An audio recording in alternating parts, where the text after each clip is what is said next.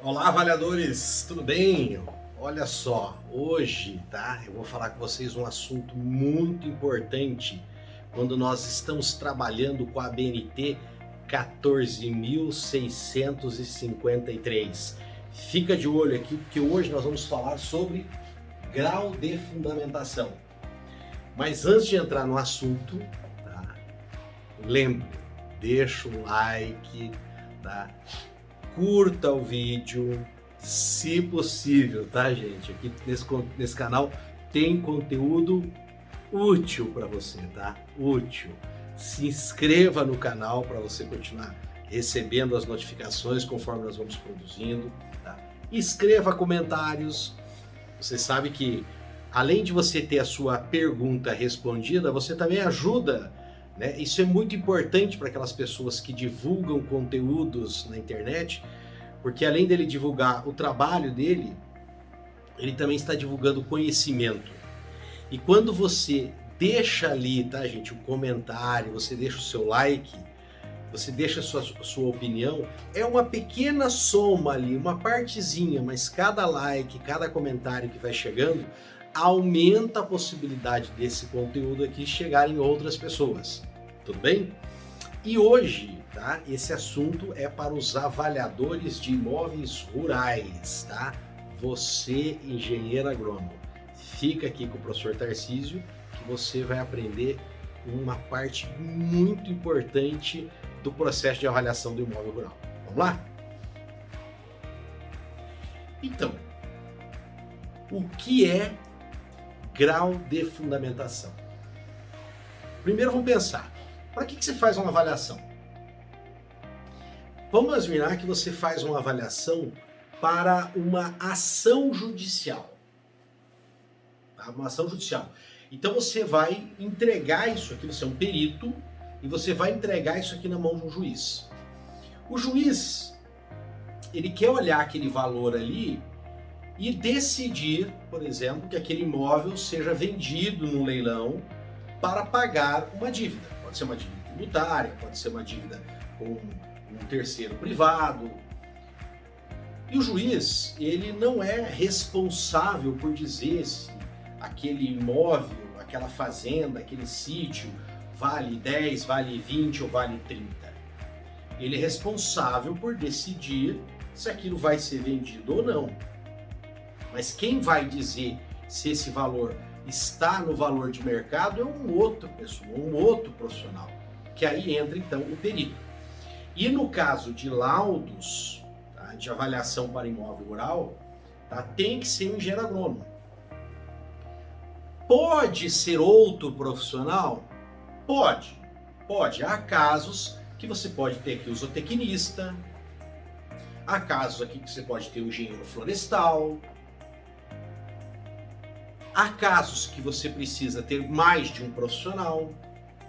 Então, por exemplo, quando você vai numa propriedade, lá no Mato Grosso acontece disso, você deve ter percebido isso, que você vai ter determinados segmentos de uma fazenda que é específico para o engenheiro agrônomo, avaliar, por exemplo, o potencial produtivo daquele solo que está lá, ou identificar as áreas conforme o seu potencial produtivo. Porém, algumas fazendas, elas têm um complexo agroindustrial, tá? Assim, que é uma estrutura grande, com equipamentos modernos, complexos, e que nem sempre também o engenheiro agrônomo está preparado tecnicamente para fazer aquilo.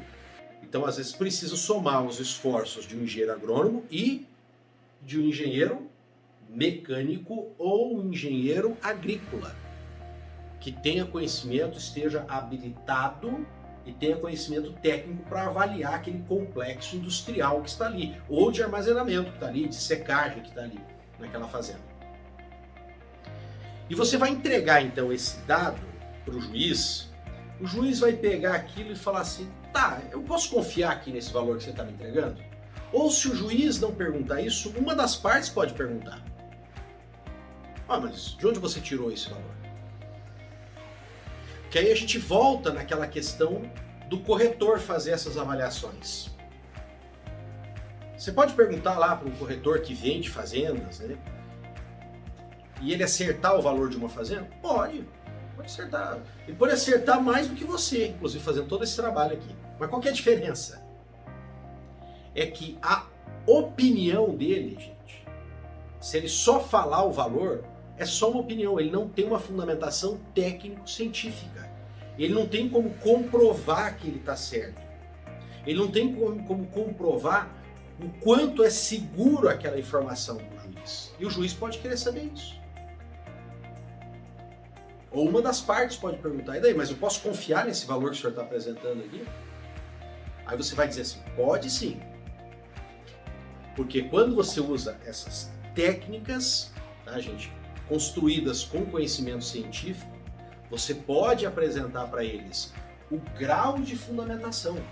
Você vai falar para eles, olha, o grau de fundamentação é tanto. Mas tá, o que significa isso? 70, 80, 90 de grau de fundamentação. Ah, tá no grau 1, 2, 3. O que significa isso? Significa, gente, que você conseguiu reunir informações, tá, o suficiente, né, comparando, por exemplo, outras fazendas, o detalhamento que você fez para conseguir chegar naquele preço, a análise estatística que você fez, se ela foi mais refinada ou menos refinada.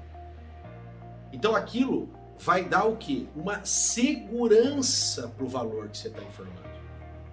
É lógico que isso não pode ser confundido com outro conceito que nós temos, que é importante também, que se chama grau de precisão. Aí é outra coisa. Você pode ter um grau de fundamentação maior e ter uma precisão maior ou menor. É lógico que os dois acabam sendo paralelos, né? Se você vai aumentando o seu grau de fundamentação, ou seja, você vai buscando mais e mais informações e você vai aprimorando essas informações que você está buscando, é evidente que a sua precisão vai ficar maior. E o que é a precisão? Você vai indicar, tá, gente, para o juiz ali, a expectativa, né? A esperança, como se diz na estatística. Podemos dizer assim, uma linguagem bem simplesinha aqui, entre aspas, uma média do que seria aquele valor, e você vai dizer para ele, mas isso é exato, esse valor? Você falar, não, esse valor ele pode oscilar 10% para cima ou 10% para baixo, ou 15% para cima, 15% para baixo, 20% para cima, 20% para baixo, tá vendo? Eu estou diminuindo a precisão da informação. Ou qual a possibilidade desse valor que você está falando, ou dessa margem de valor aí estar correta. Você fala, ó, eu tenho 90% de chance dessa margem aqui estar correta, de tanto a tanto. Certo? Mas aí é precisão. Não vamos confundir com grau de fundamentação. Hoje nós vamos falar de fundamentação, que é o quanto você fez de pesquisa, o quão minucioso é a sua pesquisa para dizer o valor que eu cheguei é uma informação segura. Então vamos lá, primeira coisa. Se você estiver trabalhando com amostras, então você vai pesquisar dados no mercado de outras fazendas, outros sítios, outras chácaras que foram vendidas e fazer aquela comparação. Porque também nós temos uma outra possibilidade, tá? Que é de você estudar a capitalização, tá? Ou a correção da renda que aquele imóvel, né? Que aquele imóvel rural, daquela fazenda, aquele sítio pode estar propiciando. Isso é uma outra forma, tá? Também vou explicar sobre isso, tá? Mas é lógico que é um assunto em separado. Aqui nós estamos partindo do pressuposto que você vai pegar dados do mercado. Então, quanto mais dados você tem, mais segura a sua informação. Ora, eu vou lá e vejo o preço de uma fazenda que foi vendida. Ah, tá, posso fazer uma comparação ali. Mas se for vendida uma outra com preço diferente, opa, eu fico na dúvida. Ah, mas tem uma terceira, tem uma quarta, tem uma quinta. Então, quanto maior o número de dados que você coleta para montar a sua amostra, mais seguro vai ser a sua informação. Só que tem um detalhe, que eu quero que vocês parem e prestem muita atenção. O número de amostras, tá, gente? Para ele te dar uma segurança, a própria regra ali, né, as normas da 14.653 vão te dar um número para isso. vai te dar uma fórmula para isso. E essa fórmula, para você determinar qual que é o número que é um número seguro de informações de dados, ele depende, tá, da variável ou do número de variáveis independentes que você vai estar pesquisando. Olha, Tarcísio, eu me lembro mais ou menos aí que esse negócio de variável independente. E se tem a independente, tem a dependente também, né? É isso mesmo. Vamos relembrar um pouquinho? É o seguinte. Variável dependente é aquela que a gente está querendo explicar. No caso aqui, o quê? O preço da fazenda. Podemos até dizer que, na verdade, o que a gente está procurando seria o preço por hectare na região. Na região para aquele tipo de imóvel que está sendo vendido ali. Com aquelas características. O que nós estamos procurando é o preço por hectare.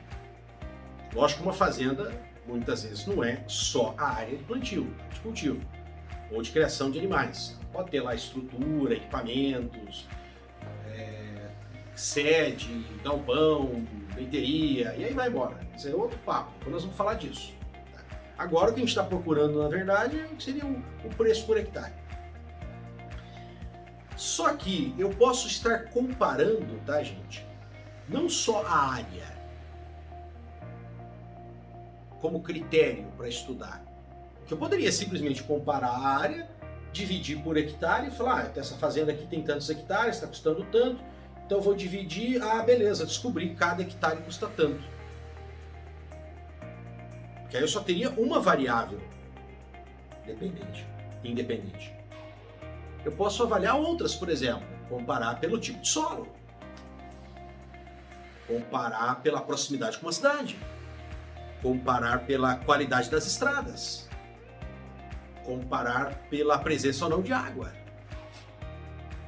comparar pelas características climatológicas, porque num lugar que é mais abençoado por chuvas, óbvio, você pode ter um potencial agropecuário maior. Então, conforme eu vou colocando outros critérios, eu vou melhorando a minha análise. Eu vou deixando ela mais segura. Porque eu estou comparando melhor, entende? Eu estou comparando melhor. É como se eu fosse comparar um carro. Pensa assim, comparar um carro. Então, para aqui, sei lá, vamos pensar aí um Fiat Strada, tá, pessoal, que é muito utilizado, e para aqui uma S10, por exemplo. Aí você começa a comparar, né? Aí você vai dizer, uma é grande, a outra é pequena. Uma é diesel, a outra gasolina ou álcool. Mas essa aqui custa tanto, essa aqui custa tanto. Aquela ali carrega tanto na carroceria, aquela ali carrega tanto. Essa aqui o IPVA custa tanto, essa aqui o IPVA não. Esse aqui o pneu é tanto, essa aqui a manutenção é tanto. Vocês perceberam? Agora começa a ficar uma comparação que eu posso chegar à conclusão. Não, eu prefiro a S10, ela é mais útil para mim. Eu vou até pagar mais, mas o benefício que eu vou ter com ela é melhor. Não adianta. Eu não preciso de tudo isso que essa caminhonete tem. É melhor eu ficar com a estrada mesmo, que vai ser um custo-benefício melhor para mim. Então, quando eu vou esmiuçando, quanto mais características eu vou comparando, eu vou realmente enxergando os valores que aquela propriedade tem. Só que tem um detalhe, gente. Conforme eu vou aumentando o número de características que eu estou comparando, eu preciso necessariamente aumentar o número de dados. Porque senão vai ficando cada vez mais difícil fazer o estudo.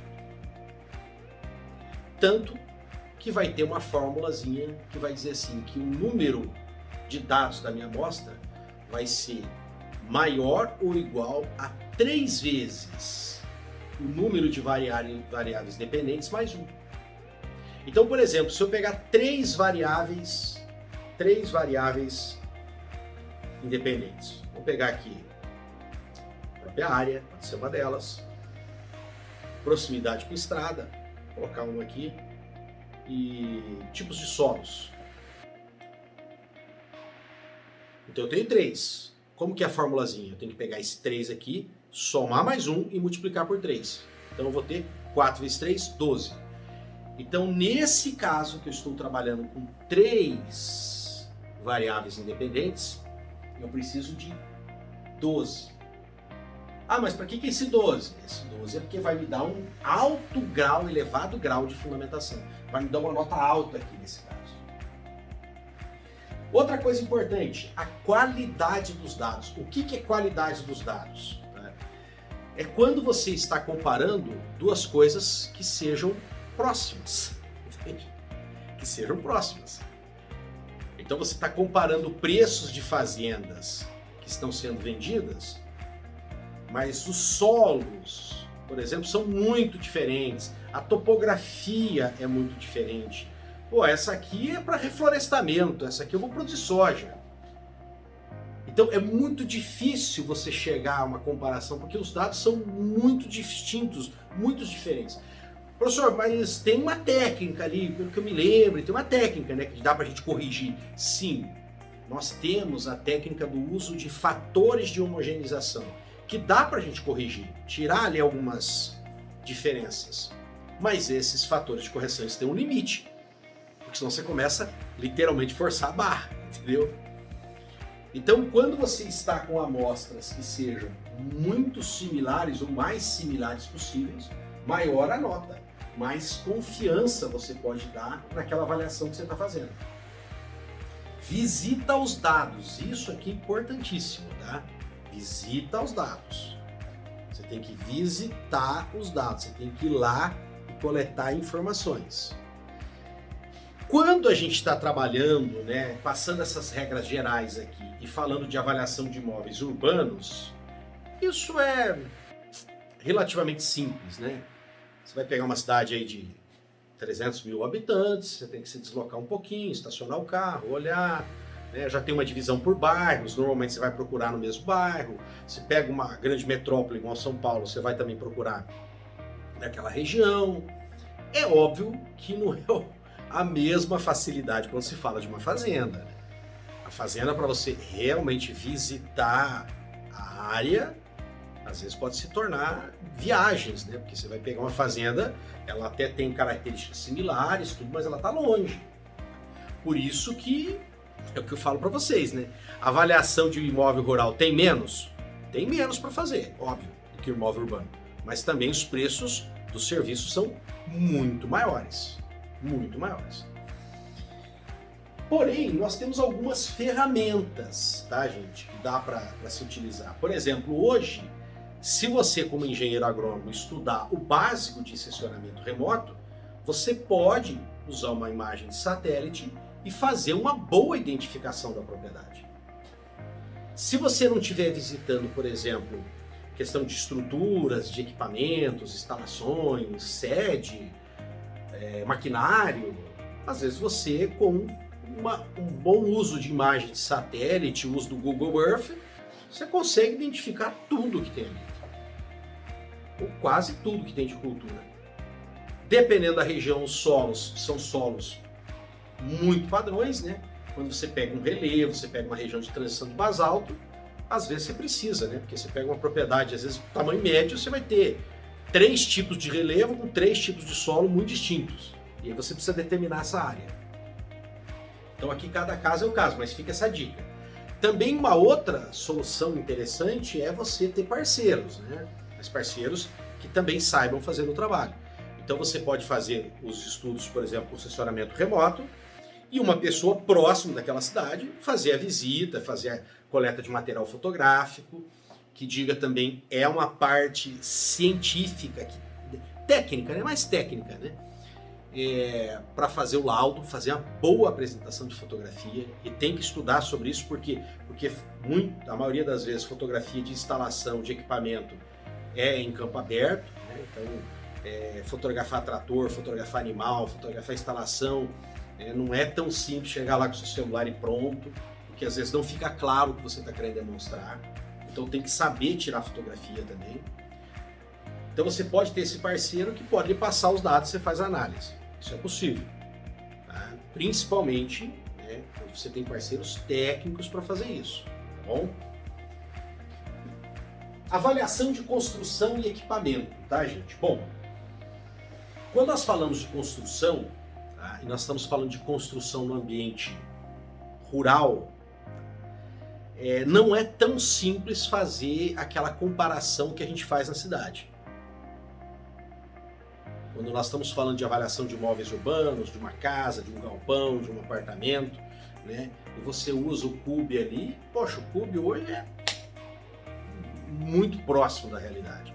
Se você lê as regras de como que calcula o CUB mesmo, você souber aplicar certinho no planejamento da sua obra, você vai ver que se você não ficar mudando muito o planejamento da sua obra, né, porque quando a gente vai fazer a própria obra, a gente mexe um monte, né, com dicas e pitadas da esposa, né, mas você vai ver que o CUB hoje vai ali, né, muito próximo. Porém, construção rural não é bem assim, tem muitas particularidades.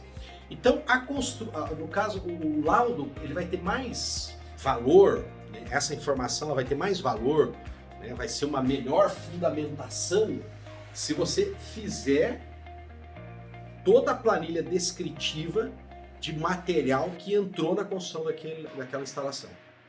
É óbvio que fazendo depois a adequação para a idade que tem a instalação. Todavia, se não tiver isso, você pode usar assim de cadernos técnicos, né, que informam ali os custos, né, de construção. Se for um galpão simples, por exemplo, você pode trabalhar com o CUB. É lógico que se você está falando de uma instalação, né, que tem ali junto instalado um equipamento específico, não é só o equipamento, tá, gente? O equipamento você pode consultar até a empresa, muitas vezes ela tem um valor ali para lhe fornecer, mas muitas vezes a própria estrutura que está construída para receber aquele equipamento, num silo, numa secagem, também agrega o valor daquela construção. É bom considerar isso. Também nós vamos ter aqui, pessoal, a questão de maquinários, como eu falei, né? Os maquinários mais tradicionais, né? Ferramental lá, material de manutenção, né, de máquinas, tranquilo, aquilo ali é simples, os próprios tratores, as colheitadeiras, né, os implementos. Agora, como eu falei, quando nós vamos para fazendas que tem uma grande estrutura, tá, de armazenamento, de secagem, às vezes você precisa buscar apoio ou com o engenheiro mecânico ou com o engenheiro agrícola para definir o preço de uma estrutura como aquela, tá bom? Avaliação de produção, aqui cuidado, tá? Bastante cuidado. Vamos deixar os semoventes, os animais, para falar depois. Vou falar aqui de lavoura. Tá? Quando você está falando de lavouras temporárias, tá, gente? Que nós vamos ter aí por 3, 4 meses, relativamente simples. Você vai consultar o preço, às vezes se está verde, você pode até ter uma perspectiva, porque hoje nós temos esse mercado de futuros, pode até lhe dar uma perspectiva do quanto que eles estão pagando para entrega de soja no futuro, isso aí tranquilo. Agora, muito cuidado quando nós estamos falando de culturas perenes, tá? Porque as culturas perenes, elas têm toda aquela etapa, né, de desenvolvimento, iniciar a produção, dependendo do momento que você está avaliando, o cara recém plantou um pomar, um café, tá? E depois você tem um período que aquela cultura vai se produzir, que pode ser durante alguns anos. Então, normalmente, aí nós vamos ter que adaptar técnicas de capitalização de renda para calcular esse valor dessa produção. Ah, por que isso? Porque você vai ter que ver o que ela vai produzir, tá? Pensando aqui no lucro, tá, gente? Lucro líquido. O que ela vai produzir ao longo dos anos, e você vai ter que trazer essa produção tudo para esse momento aqui. Então é como se fosse adiantar a produção. Então, nesse caso, nós vamos ter que fazer o quê? Pegar o que é o capital futuro e trazer para o momento. E tem que tomar muito cuidado, porque você sabe que mercado de produtos agrícolas oscila, né? Quando você fala de mercado, por exemplo, de imóveis urbanos, a gente tem altos e baixos, mas dentro de uma determinada média, você vai ter ali um X de crescimento, né? A não ser que tenha uma grande alteração econômica, política no país, uma revolução, alguma coisa assim, mas normalmente você tem altos e baixos dentro das crises econômicas que ocorrem e ao longo de anos o comportamento dos imóveis urbanos é meio padrão. produção agrícola tem que tomar cuidado, tá? Vamos ficar de olho nisso aí. O laudo também dá uma nota muito alta nessa fundamentação. Por quê? Porque o laudo ele pode ser completo, detalhado, aí a norma ABNT 14.653.3 traz esses detalhes de como que é esse laudo. Todos os detalhes que você tem que colocar nele. Mas e por que apresentar o laudo? Não seria óbvio? Não é o mínimo, eu tenho que entregar o laudo? Sim, mas quanto mais completo é o laudo que você está entregando ali na justiça, você está colocando na mão do juiz e que o juiz vai disponibilizar para as duas partes contrárias olharem, eles vão poder olhar o seu estudo e ver se aquele valor que você está informando, ele é bem fundamentado, ele tem precisão naquele dado. Então, quando você entrega um laudo meia boca, faltando informações, essas pessoas não têm possibilidade de olhar e falar, eu quero refazer, eu quero conferir isso aqui, olhar tuas contas, olhar tua análise estatística. Agora, quando você entrega tudo, com foto, com imagem, com os dados, as fontes das informações, tá? Os cálculos, os gráficos para a pessoa comparar, ele pode conferir. Então isso dá o quê? Credibilidade ao laudo que você está fazendo, à avaliação que você está fazendo. Tá?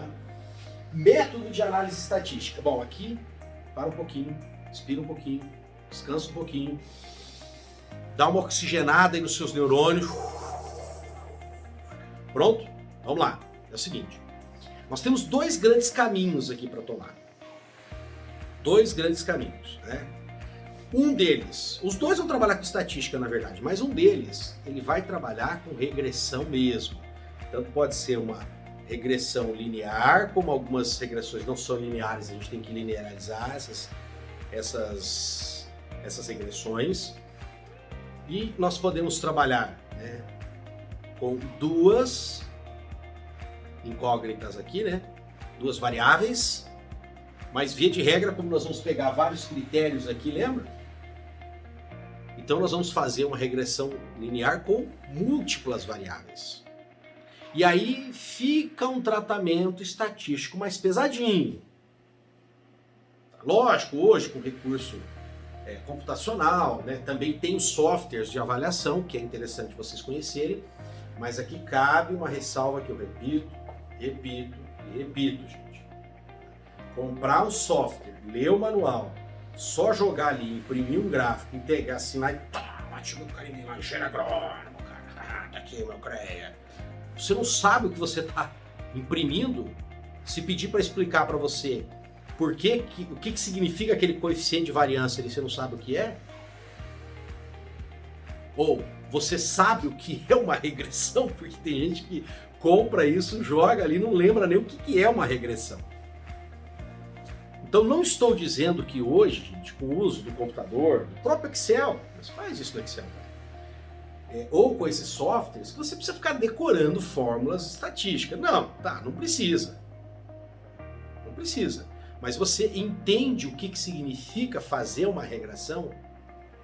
O que você vai fazer quando você aplica ali um logaritmo? Ou quando você aplica um expoente para deixar o que era uma curva, deixar uma reta, deixar linear? Então você tem que entender o que você está fazendo ali. Tá? Então é importante que você conheça um pouco mais de estatística. Por sua vez, esse primeiro caminho aí, que eu não sei se ele tem um pouco mais de subida, né? Ele é aplicado mais por profissionais que trabalham mais mesmo com avaliação, né? O cara que está num órgão do governo, por exemplo, que tem que fazer diversas avaliações. Por exemplo, aqui no Paraná, o cara trabalha lá com o DERAL, né? E ele vai determinar o preço das terras agrícolas no Paraná, trabalha com grande número de informações, e ele fica ali com grandes número de dados de vários municípios. Né? Ou você trabalha num banco, por exemplo, que tem que determinar o valor das propriedades agrícolas, ou imóveis, que tem o financiamento, tem imóveis urbanos também. Então é muito importante que aprenda, tem que aprender esse caminho. Agora, nas avaliações mais corriqueiras, tá, gente, para a justiça, até porque a gente não vai ter aquele grande número de dados, nós temos um segundo caminho, tá, que ele também vai se utilizar de técnicas estatísticas, só que nós vamos ter um procedimento que vai facilitar um pouco. Esse procedimento é o procedimento de homogeneização por fatores. É lógico que o melhor momento de você entender, visualizar o que é uma homogeneização por fatores é quando a gente coloca ali um exemplo, uma tabela e começa a aplicar esses fatores de homogeneização. Mas de uma forma simples, tá, gente? Já que isso aqui é só um apanhado geral para explicar o que é grau de fundamentação, homogeneização significa assim: quando eu tenho dois imóveis que eles têm similaridades, mas tem alguma coisa ali que está deixando eles diferentes. E aí na hora de comparar o preço aqui para tentar chegar num valor médio, uma coisa não funciona muito bem. Vou colocar uma coisa bem básica aqui. Tá tudo muito parecido em duas fazendas, mas essa aqui tem uma sede. E aí acaba influenciando no preço total da fazenda. Aí você pega o preço total da fazenda, divide lá pelos hectares, fica mais caro que essa aqui.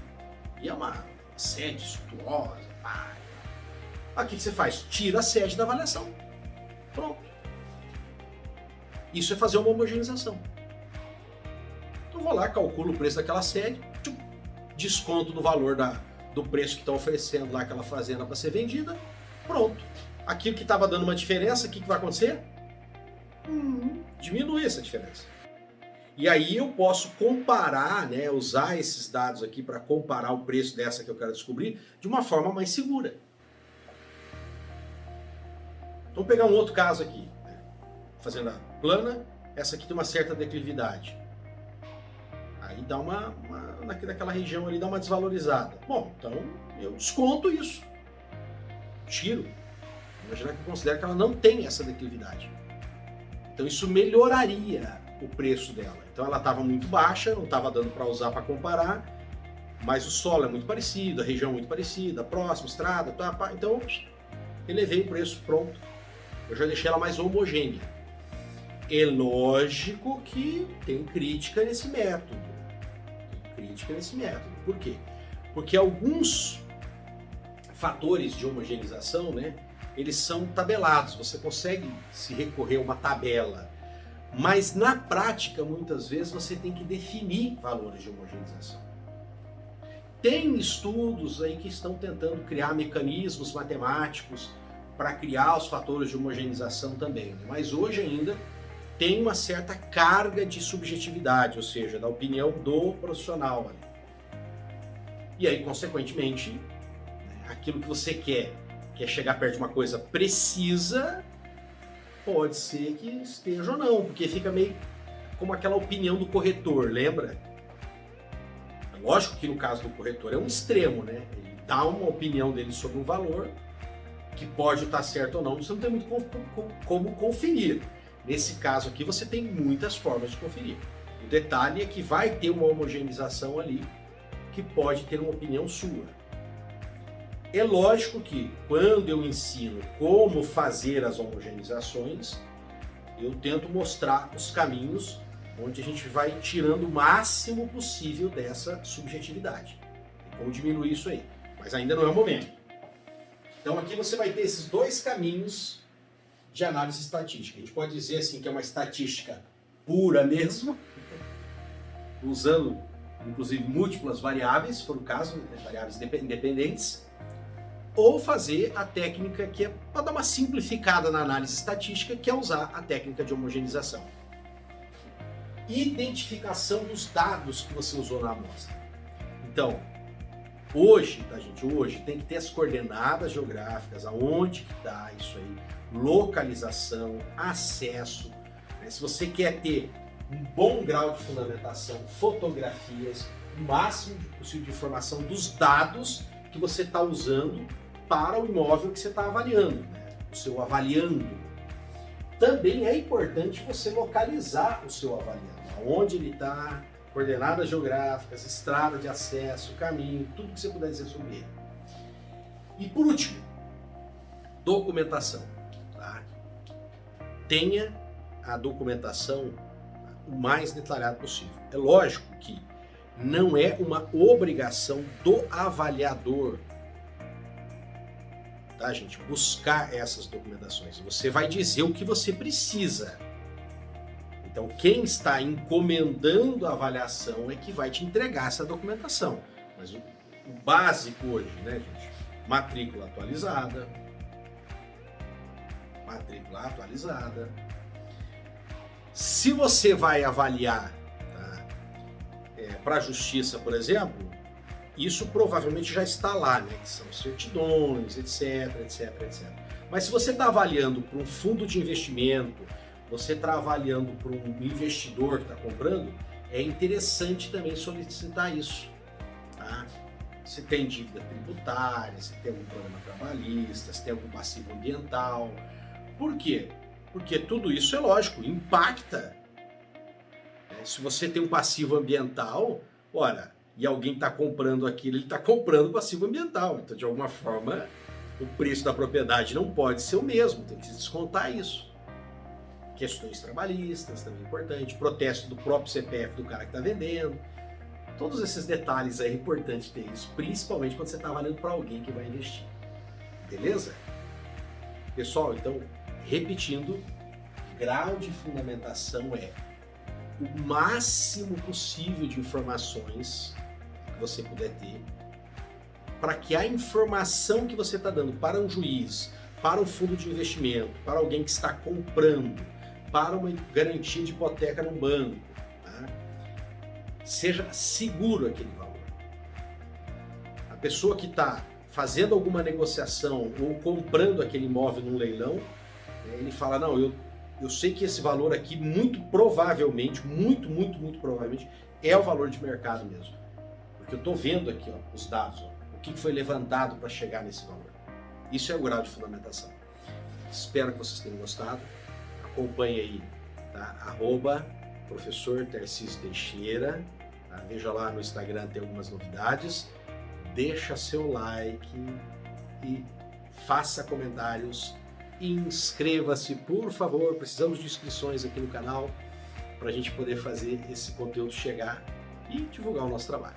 Chegar a várias pessoas e divulgar o nosso trabalho. Valeu, muito obrigado.